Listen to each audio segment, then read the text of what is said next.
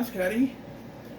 You and welcome back to the road to Halloween Horror Month 2025. And we're going to talk about an episode of The Outer Limits today. But before we get to that, we need to add our next part of the background. Well, I keep forgetting how to say it. We got this the Jason Voorhees figure that I unboxed a few months ago. Yep, he's going here, right here. That's the pumpkin head and art. Right along between them and there. Alright, well, that was fun. I'll see you in the next one and all that. Bye. We didn't talk about the other stuff, but oh, Right. I'm supposed to talk about something, aren't I? Alright. So we're talking about an episode of Out of Limits. Back the 90s and 2000s version of the Outer Limits, which is the version I was more acquainted with growing up in the 90s, of course. This episode stars Jeremy London, Cavan Smith. You may know him. You see him, OSAC guy. He's in Stargate SG-1. He's been in a lot of other things, Canadian stuff mostly.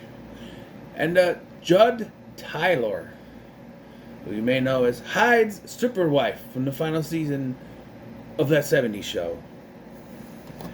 But, and the episode is about this couple who's moving into this apartment building, and just so happens, in this apartment building, this alien plant lady person has moved in as well, and has set her sights, and Jeremy London's character, Chris, right. Before I get into the episode, I have a story. I has a story to tell today. Because this was a late night find, and not that kind of way. So, back in the day, the 2000s,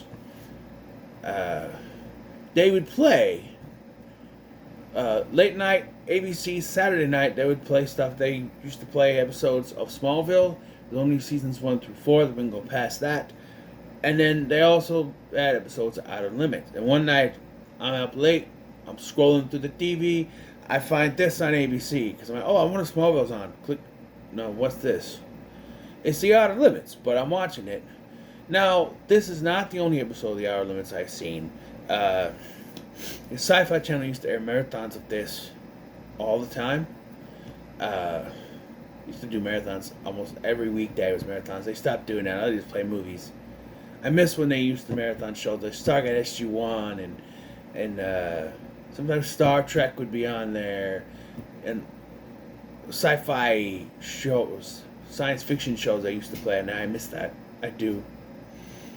One time they had a marathon of this version. I think it was when I was watching my grandma's dog, because I was in their place alone. So, but it wasn't this episode. This episode was the one I watched when I was still living with my mom, up late night, of course.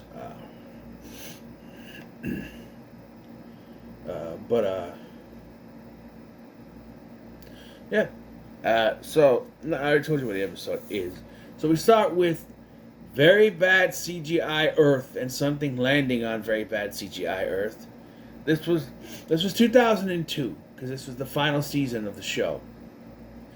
This reboot of The Outer Limits went 7 freaking seasons. So it did a good job back then, In comparison, the 80s version of The Twilight Zone, I don't think lasted more than 2 seasons, I don't think. Maybe more. I don't know. Maybe it did last more. I don't know. I'm sure as shit the 2000s version of that show did not last very well. We know the 2019 version only lasted 2 seasons. And then you got Monsters, which I'll be talking about here in a couple days or so. That lasted 3 seasons. So, Masters of Horror, another anthology series, which I'll also be talking about here in a little while, also only lasted 2 seasons. But then got a 3rd season that was changed into a different show and put on NBC, so that really kind of messed with it. But yeah, this old lady, she finds this plant, she takes it home, and it turns out it is the alien plant, and it kills her and takes a human female form as Judd Tyler. Yeah. I didn't realize it was her. Because, like, I was looking up stuff on the episode, and I'm like, Judd Tyler, I don't know that name. And I saw a picture, I'm like, that's Hyde's wife from the last season of That 70s Show. Who? She's not the plant lady. She is. Her name is Violet. And when she said it, yes, Violet, you're turning violet, Violet. Willy Wonka. Well, we meet our couple, Chris and his girlfriend, whose name I do not know. I can't remember it, and I don't want to plug in a TV to look. It's Renee? No. What did he?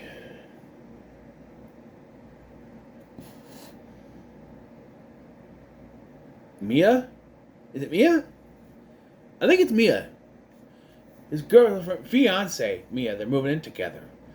And they're also there with his best friend, Alan, who she used to date, but they didn't last long because he cheated on her. I think Callan Smith is the perfect actor for that. He seems like the guy who would do that. He's like, well, why didn't we last? Because you cheated on me after 2 weeks. Oh, yeah. And even he's kind of talking to Chris, like, are you sure you want to do this? Are you sure you want to lock it down? You know? But also, she has a co-worker who is obviously hitting on her. And when Chris brings up, she's like, no, he's not like that. No, I know, I saw what I saw, you know. But, like, okay. So, as they're moving stuff in, they walk by Violet's door and they smell like an aroma. It's like her, what do you call that? The pheromones is what it is. Like, it smells real good. What is that? And then Alan just starts pounding on the fucking door. Like, why? Why would you do that? Why? Oh, boom, boom, boom, boom. Hey, stop. Boom, boom, boom. Nobody's home. Stop it. Why would he? I don't know. But, yeah. Chris is a bike courier. And all I want to know is, so, he's a bike courier. I'm assuming this is not a new job because her job is also not new. So I'm assuming they just moved to another place in the same town they already lived in. Because it's not like they're having new jobs or anything. And if it's the same job, you'd think he'd have to be within a certain part as a bike courier, which you don't see a lot of bike couriers anymore. It's Uber. That was Uber before Uber was Uber. That's what it was. Bike couriers and stuff.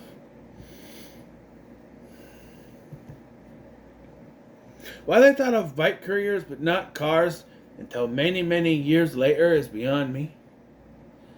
I don't know. But, yeah, he's riding his bike down the hall and he trips and falls. Now, I don't know if this is an accident or if she did something, but he bumps into her door, and that's how they had their little meet cute. And, yeah.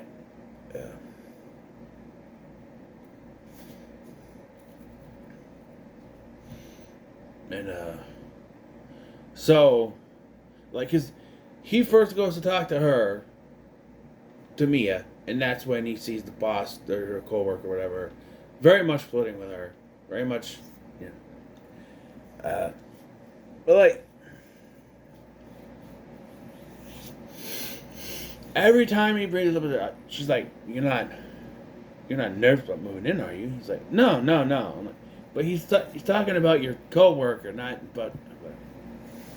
And then here he has like an encounter with her, and he's like, oh, I have a girlfriend, I have a fiance, you know. He's like, sure, you have a boyfriend. She's like, no boyfriend. Like, no family, anything. I'm pretty sure I'm skipping to another scene, but like, because this one he like walks by her afterwards. But then, again, she asks for help. He puts up this light, and he's, oh, you're putting it in a terrarium. Put it in a terrarium. And then she scratches him on the back of the neck. And that's when it's like, I've got you now. Because it's like, at that point, Like, he's been kind of dodging, but now he's kind of feeling something pushing him towards her, right? Yeah.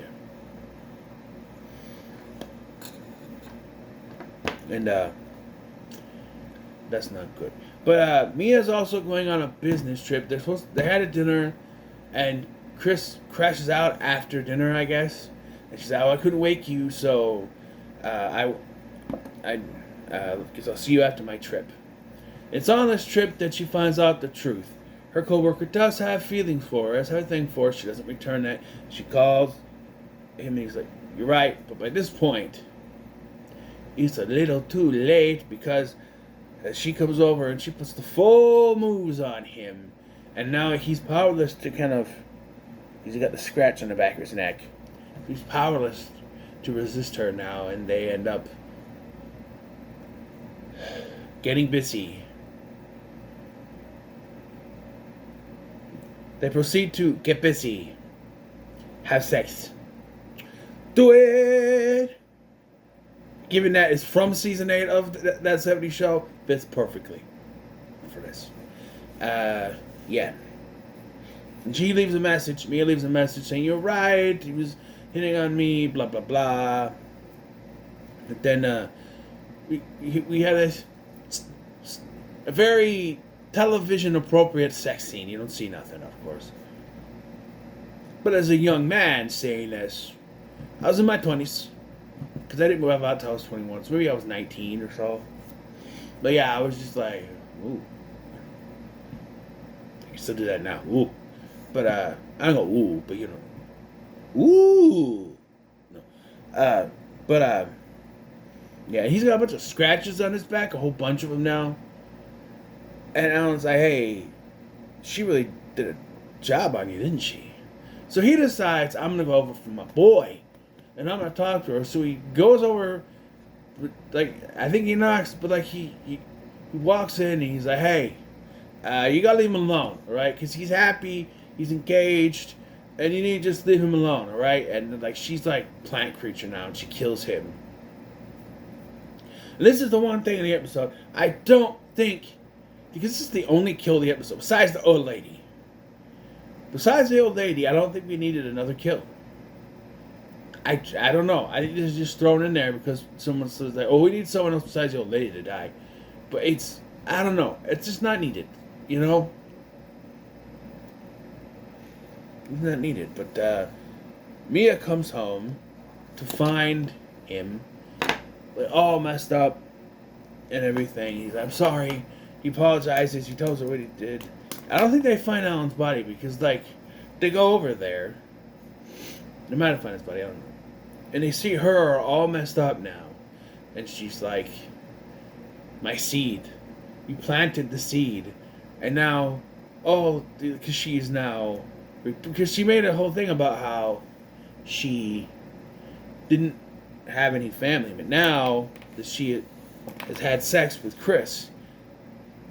Their seed will repopulate her people,